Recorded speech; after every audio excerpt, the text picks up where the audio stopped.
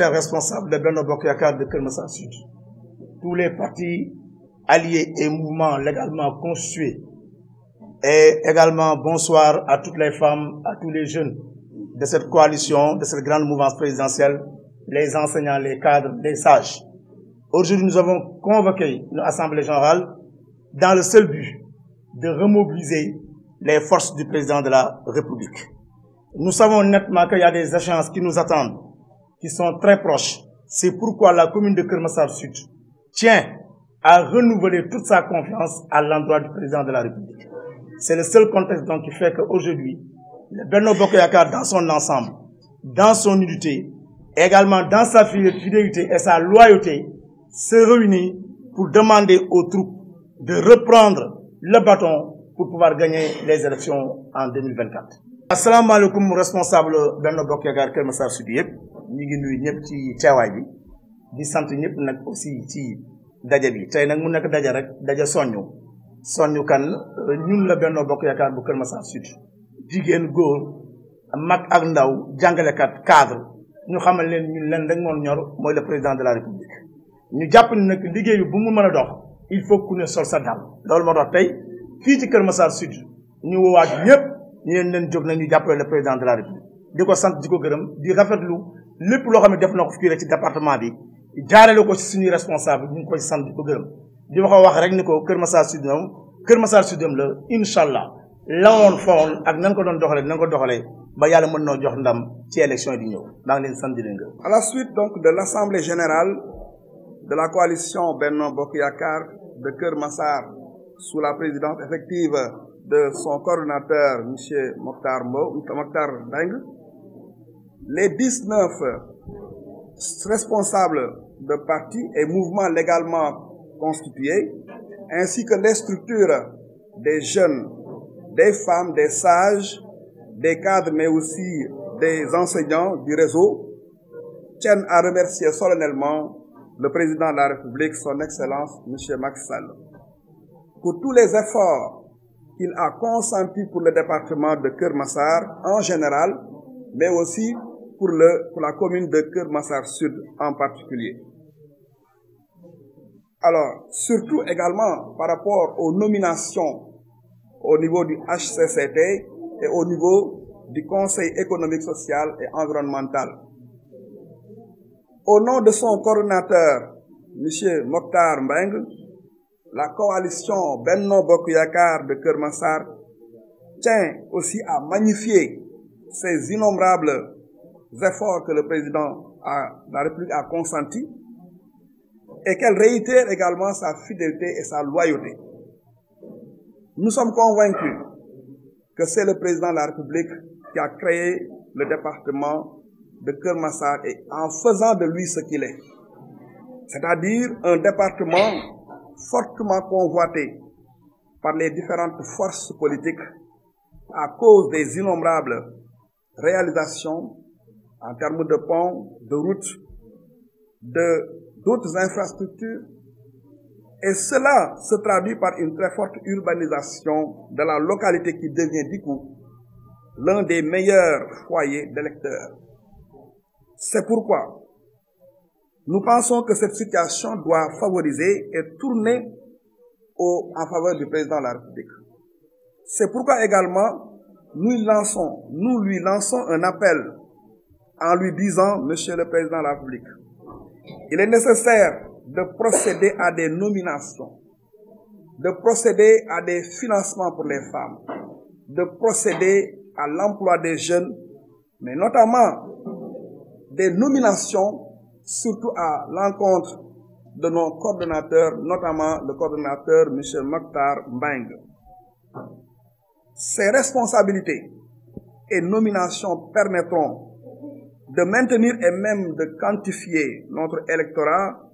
pour les prochaines élections électorales. Il serait très difficile de faire correctement le travail de massification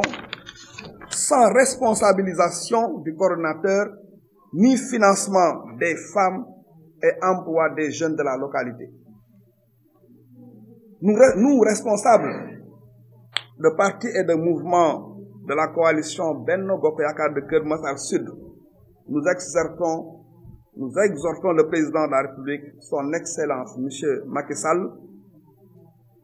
de nous donner la force de maintenir notre traditionnel électorat, pour ne pas voir basculer cette force-là vers l'autre côté. Et pour cela, il faut procéder, et le plus rapidement possible, à des nominations et des responsabilisations, surtout à celle de notre coordonnateur M. Makhtar Mbengue, par rapport à la localité de Keur Massar Sud. Ceci est encore une fois plus une nécessité pour la survie et le devenir de la coalition de Benno Bokk Yakaar de Keur Massar Sud. Monsieur le Président de la République, nous sommes profondément convaincus que vous n'accepterez jamais d'abandonner ce joyau que vous avez créé au profit des personnes mal intentionnées que sont les responsables de base de l'opposition. Merci, Monsieur le Président de la République. Vive le Benno Bokk Yakaar, vive l'APR, vive Keur Massar Sud. Je vous remercie. Asalaamaaleykum ñi nuyu ñëpp, Mamadou Niang la, coordinateur du parti PCDS, nekk aussi secrétaire général administratif de Benno Bokk Yakaar au niveau de Keur Massar Sud. Ginnaaw ba ñu defee suñu assemblée générale bu Benno Bokk Yakaar yëpp teew, li nga xam ne Makhtar Mbengue moom moo ko jiite ak 19 partis ak mouvement yi xam ne ñoom ñoo séq Benno Bokk Yakaar bi, ñu ngi jël suñu nuyoo di ko teg d'abord ci président de la République, di sant di gërëm tamit sages yi, femmes yi, enseignants yi, jeunes yi xam ne ñoom ñëpp bàyyi seen yitte yëpp ñëw teew ñu fekkee ndaje bu am solo bii. sant nag président de la République ko gërëm tamit ci wax dëgg yàlla effort yoo xam ne def na ko fii ci Keur Massar au niveau départemental ci ay nomination yu mu defal doomu Keur Massar. sant ni ko sant tamit di ko ci gërëm lu mel ni au conseil des collectivités territoriales ak tamit conseil économique, social et environnemental. Surtout coordinateur Makhtar Mbengue, coalition Benno Bokk Yakaar yëpp ñuy gën a fédérer seen coloré, seen ànd ak seen pas-pas ñuy liggéey ak président de la République. te dañ ko gën a gëm, dañ ko gën a fonk, te dañ gën a mën a ànd ak moom ci liggéey bi xam ne moom la ñu ànd ak moom ci liggéey boobu ba léegi. gëm nañ ni président de la République acte yu mu def ci Keur Massar tey wane ni Keur Massar am la, wane ni moom moo créé département Keur Massar ba pare nag di ko téewal boppam. tey acte yu mu def yëpp wane na ko ci lépp lu mu fi def ci Keur Massar ñu tuddee ko ci ay réalisation ci domaine boo jël. mënoo jël canalisation yi, pont yi, tël yi ak yéen yi nga xam ne mi ngi fii ci wàllu santé éducation. loolu nag muy wane ni Keur Massar moom def benn hub de développement bi xam ne tey képp ku nekk Sénégal rek bu dem mu ngi ko teg ci Keur Massar ci poids électoral bi xam ne Keur Massar am na ko. ñun nag ñun ñëpp ñu xam ni kon loolu noonu tey war na tax tey président kon war na mën a am ndam fii ci Keur Massar. ndam loolu nag ñu si la nekk ci liggéey guddi ak bëccëg, suba ak ngoon, waaye nag dafa am nga xam ne dafa des tamit. c'est vrai que ñu ngi liggéey boobu ba léegi tamit, mais Keur Massar Sud dafa manqué ay ndombal tànk yi xam ne mooy tax tey ñu mën a téye base bi, parce que politique boo gis moyen moo koy def ak baat tamit. nit bu nekkee coordinateur war na am moyen ak battam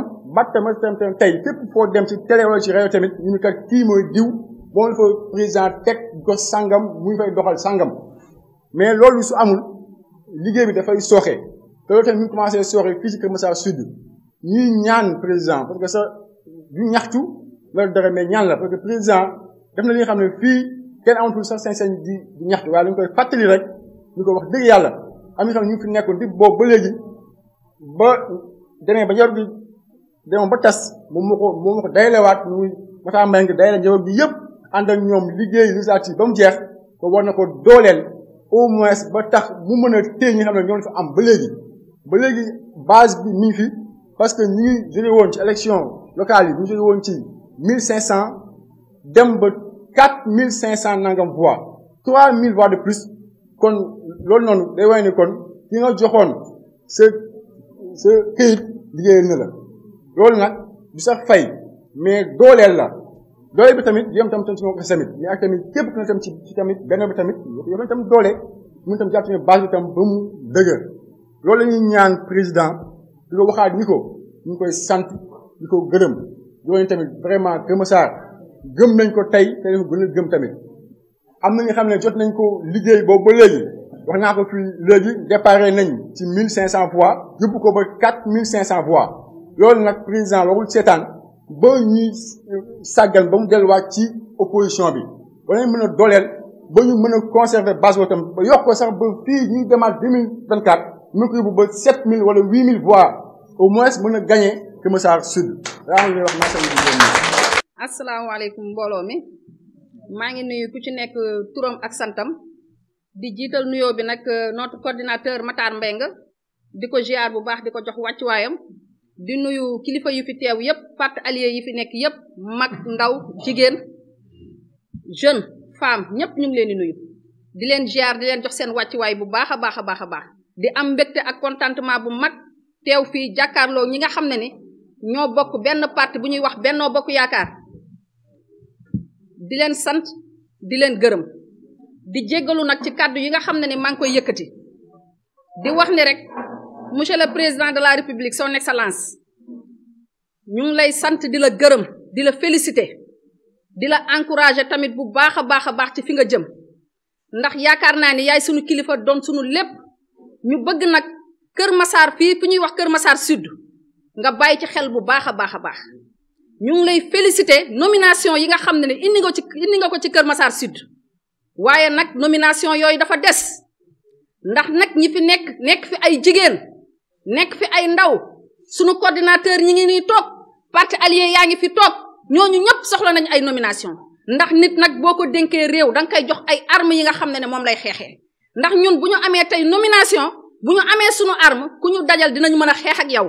di wax nag monsieur le président jigéen ñaa ngi fi depuis Dekkal Ngor di la jàppale di sonn si yow guddi ak bëccëg suba ak ngoon di la jàppale foo dem ñu dem fa foo dem ñu fekk la fa nga bàyyi xel jigéen bi bàyyi xel jeunesse bi nga xam ne ñoo nekk Kër Massar Sud bàyyi leen xel bu baax a baax di la sant di la gërëm di gërëm kilifa yi nga xam ne ñoo fi teew tey nekk ay parti allié Benno Bokk Yaakaar bokk ci parti bi nga bàyyi leen xel bu baax a baax nee na commune sud bi bari na ay jafe-jafe yi nga xam ne li ko mën a faj mooy nga jox ñu ay ndomba tànk jox ñu ay nomination yoo xam ne dinañu mën a jàkkaarloog askan bi dugg di ñaan nag bépp jigéen boo xam ne yaa ngi fi toog demal nga defaraat sa base yi moo am importance ndax liggéey base lañu wax ndax liggéey bii ñëw nii base la laaj dugg leen ci kër yi def porte à porte dem waxtaan ak jigéen ñi sottanteeg ñoom xalaat jeunes ñi génn coordinateur génn ànd ak jigéen ñi ñu ñëw jàppale président de la république ndax nag président de la république 3e mandat am mooy sunu arrangement ndax ñun mooy sunu arrangement ndax nag parti bi ñun ñoo ko bokk bu jaayee parti bi sax am nañ ci wàll comme nag ñun ñoo ko war a mën a jóg jàppale ko ndax kenn ñemewuñu sax dugg ba duñu laaj fan ngeen bokk ku ñu jàkkaarloo rek xam na ne ci parti Benno Bokk Yaakaar la ñu bokk kon nag ñu ngi ñaan président de la république bàyyil xel commune bu ñuy wax commune sud ñun nag ñu ngi liggéey au niveau départemental ñu ciy liggéey bu rafet liggéey bu baax la ñuy liggéey maa ngi tudd Wuri Sow nag conseillère départementale di responsable des femmes politiques macha allah fa tabarakallah maa ngi nuyu le président de la république du Sénégal vraiment de tout ce qu'il a fait pour le département de Kër Massar pour l'avoir érigé en département le 28 mai 2021 avec l'acte 687 comme étant son décret. Donc, Kër Massar Sud également magnifie ce qui est en train d'être fait dans le département de Kër Massar, avec les nominations des hauts conseillers, avec l'honorable Moussa Mbengue, avec Khady Gaïlaï, Madame le maire Oulimata Ndoye, Hassan Silla, au niveau des conseils environnementaux, honorable Papka, Debelba et de même que honorable Tchana Senghor. Ce sont des actes qu'il a posés et que nous magnifions et qu'on lui demande toujours de continuer cette logique en responsabilisant davantage les responsables du département, particulièrement la commune de Kër Massar Sud. Parce que nous avons du travail, nous l'avons compris et nous savons que pour réussir ce travail-là, il nous faut des moyens. Et on ne demande que des moyens pour pouvoir gagner la commune de Keur Massar Sud en 2024. Maintenant, compte tenu de ces échéances électorales, nous dirons tout simplement que nous sommes à l'écoute du candidat de Benno Bokk Yakaar. Quel que soit le candidat qui serait choisi, qui serait maintenu, la coalition sera prête à l'accompagner jusqu'à la victoire finale. Donc, encore une fois, merci beaucoup, Monsieur le Président de la République, et nos encouragements pour le Sénégal. Kon li ñu tëjee rek mooy sant ñëpp ñu fi teew, sant également le Président de la République ci li mu def département de Keur Massar le 28 mai 2021, sant ko bu baax, suivant le décret 687, sant ko aussi ci li mu def ci département bi ci wàllu au conseil honorable député Moussa Mbengue, Khady Gaye Laye, il y a aussi Madame la maire Oulimata Ndoye, Assane Sylla. Au niveau du conseil environnemental, muy ni fa ñoom honorable Tana Senghor, honorable Papka ak honorable Debel Ba. Ñu sant ko bu baax gërëm ko, xamal ni ko nag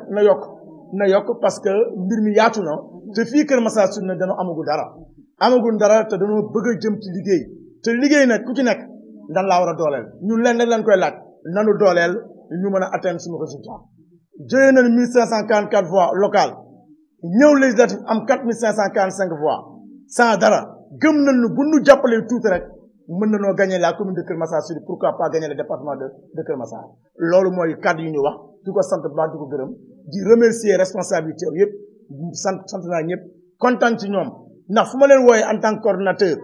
ñu ñëw fekk si ma loolu nag dafa wane solidarité wane fidélité wane loyauté kon képp ku fi toog di responsable maa ngi lay sant di la gërëm di wax rek ñu ngi ñaan président encore mu jox ñu ay ndombal tànk ndax ñu mën a nag gagner li xam ni fa lañ jëm muy les élections 2024. ci wàllu candidature nag Benno Bokk Yaakaar mooy am candidat ku Benno Bokk Yaakaar indi rek ñun Benno Bokk Yaakaar Keur Massar Sud dinañ ko jàppale ba ndam mën a am loolu nag delloo nañ ko suñu président moom moo xam lu baax la mu wax noonu la mu xalaat loolu lañ gis na mu ko bëggee nañ koy defee ñu ngi koy sant jërëjëf.